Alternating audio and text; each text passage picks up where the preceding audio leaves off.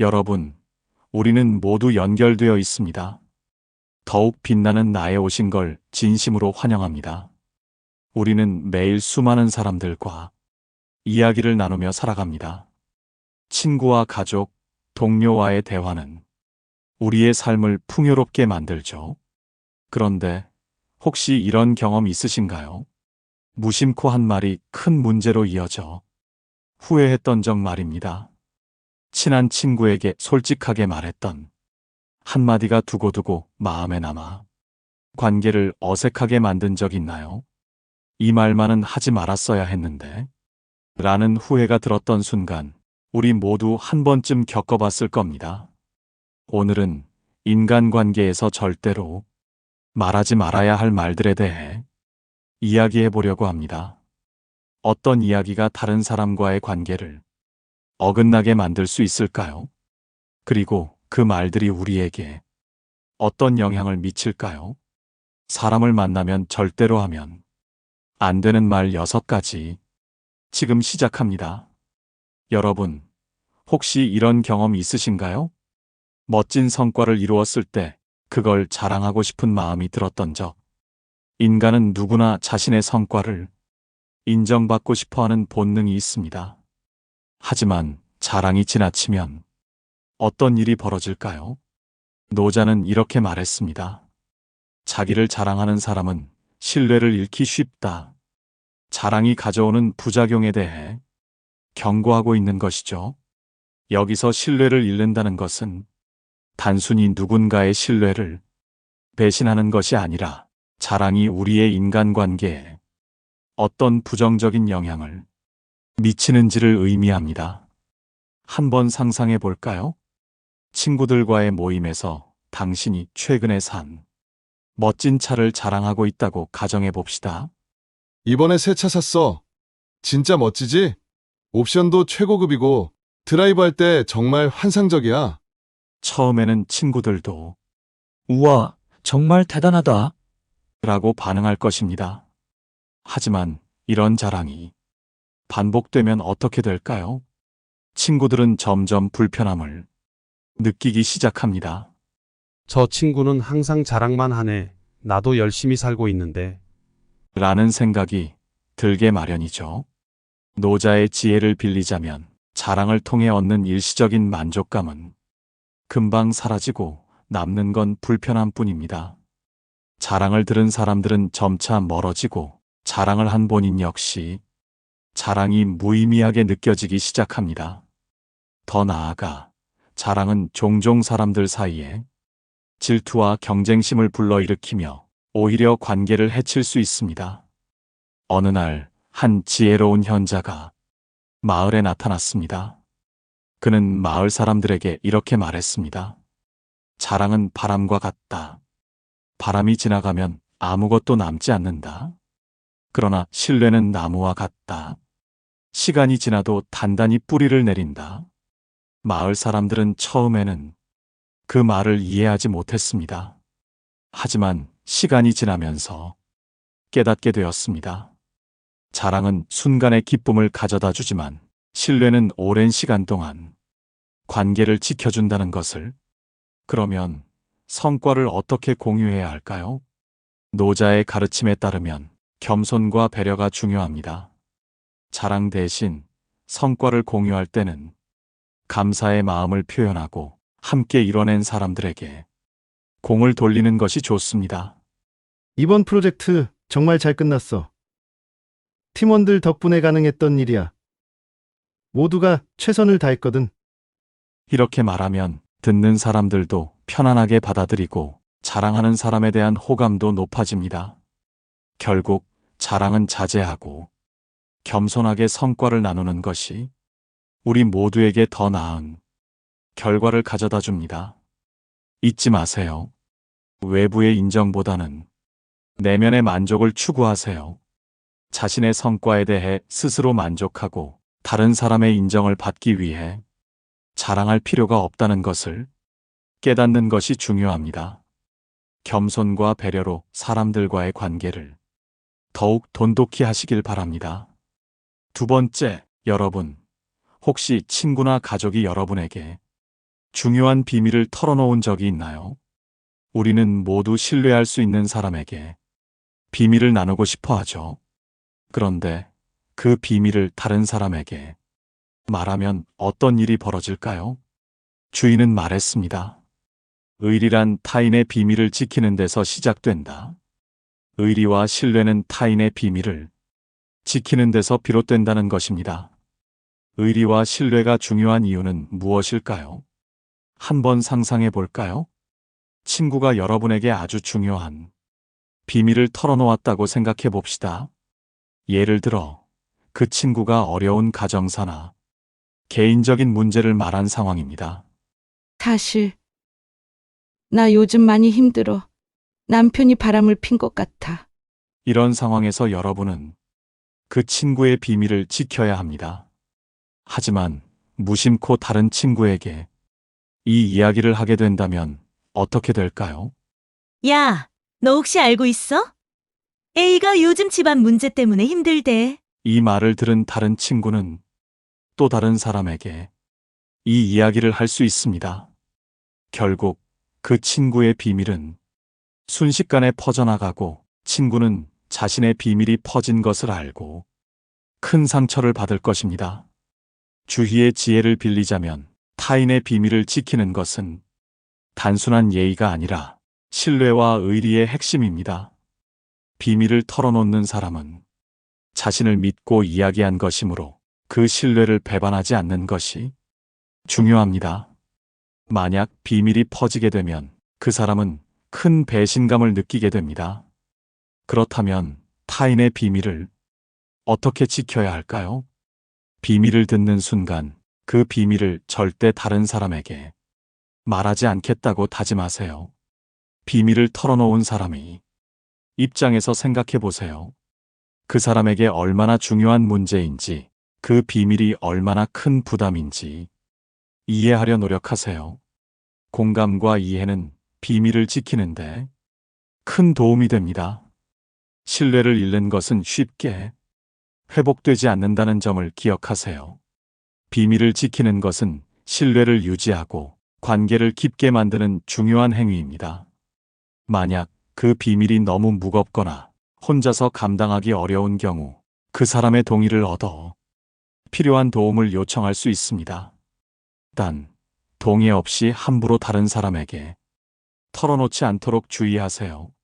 세 번째, 여러분, 혹시 정치 이야기를 나누다가 친구나 가족과 갈등을 겪은 적 있으신가요? 우리는 각자 나름의 정치적 견해를 가지고 있습니다. 하지만 정치적 견해는 때로는 갈등을 초래하기도 하죠. 왜 그럴까요? 공자는 이렇게 말했습니다. 중용의 도는 너무 치우치지 않는 데 있다. 여기서 중용이란 균형과 조화를 의미합니다. 공자는 정치적 견해에서도 치우치지 않는 태도가 중요하다고 강조하고 있습니다.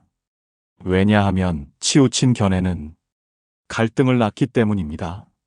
상상해 봅시다. 한 가족이 저녁 식사를 하며 정치적 문제에 대해 이야기하고 있습니다.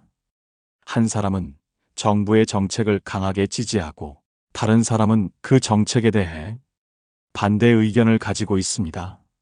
나는 이번 정부의 정책이 정말 훌륭하다고 생각해. 우리나라 경제를 성장시키는데 큰 도움이 될 거야. 난 그렇게 생각하지 않아. 그 정책 때문에 많은 사람들이 어려움을 겪고 있다고. 더 좋은 방법이 있을 텐데. 이런 상황에서 서로의 견해가 치우치고 상대방의 입장을 이해하려는 노력이 없다면 갈등이 생기기 쉽습니다. 정치적 견해는 사람마다 다를 수밖에 없고 이를 존중하지 않으면 관계가 악화될 수 있습니다. 공자의 지혜를 빌리자면 정치적 견해에 있어서도 중용을 지키는 것이 중요합니다. 즉, 자신의 견해를 강요하기보다는 상대방의 입장을 이해하고 존중하는 태도가 필요합니다. 그렇다면 정치적 견해를 어떻게 조심해야 할까요? 상대방의 정치적 견해를 존중하고 이해하려는 노력이 필요합니다. 서로 다른 견해를 가진 사람이 있다는 것을 인정하고 그들의 입장을 들어보는 태도가 중요합니다. 정치적 논쟁은 감정이 격해지기 쉽습니다. 자신의 감정을 조절하고 논리적으로 대화하려는 노력이 필요합니다. 감정적인 반응보다는 차분하게 의견을 나누는 것이 좋습니다. 자신의 견해만 고집하지 말고 다양한 시각을 통해 균형 잡힌 의견을 가지는 것이 중요합니다. 중용의 도를 따르며 너무 치우치지 않도록 노력해야 합니다. 정치적 대화의 목적이 상대방을 설득하는 것이 아니라 서로의 생각을 나누고 이해하는 것임을 기억하세요. 대화의 목적을 분명히 하면 갈등을 줄이고 더 나은 이해를 이끌어낼 수 있습니다. 네 번째, 여러분, 가족 간의 갈등이나 비밀을 다른 사람들에게 이야기하고 싶었던 적이 있으신가요? 때때로 우리는 가족 문제를 해결하기 위해 외부의 도움을 받거나 단순히 털어놓고 싶은 마음이 생길 때가 있습니다. 하지만 이런 문제를 밖으로 드러내면 어떤 결과를 초래할까요? 퇴계 이황은 이렇게 말했습니다. 가정의 일은 가정 내에서 해결해야 한다. 외부에 알리면 문제만 더 커진다.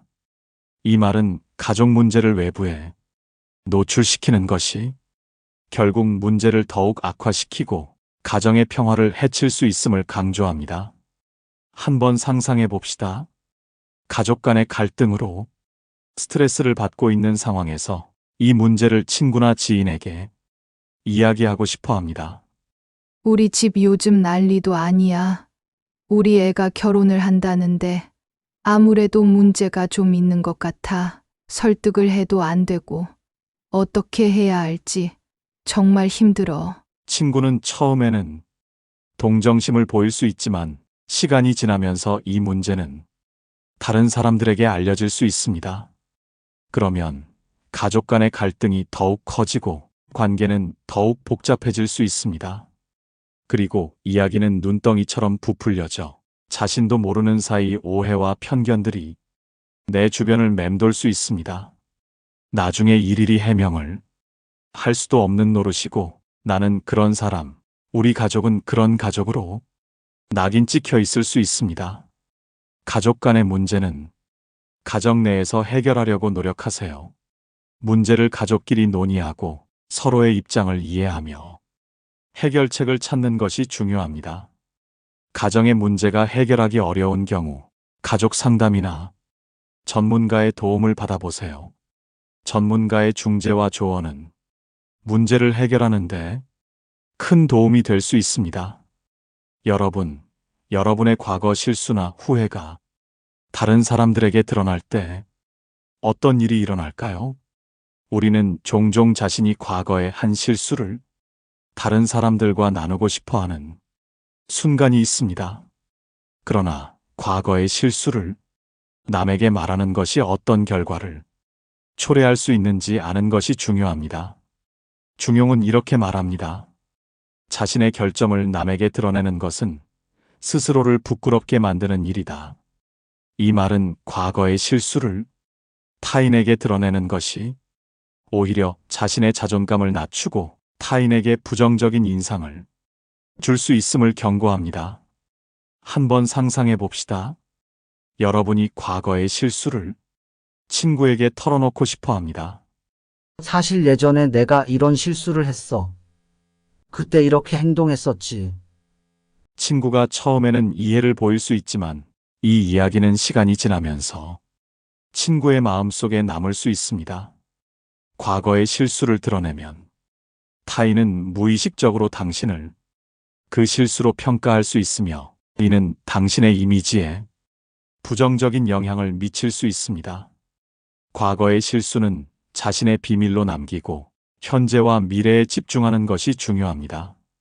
그렇다면 과거의 실수를 타인에게 말하고 싶은 순간 어떻게 해야 입을 다물 수 있을까요?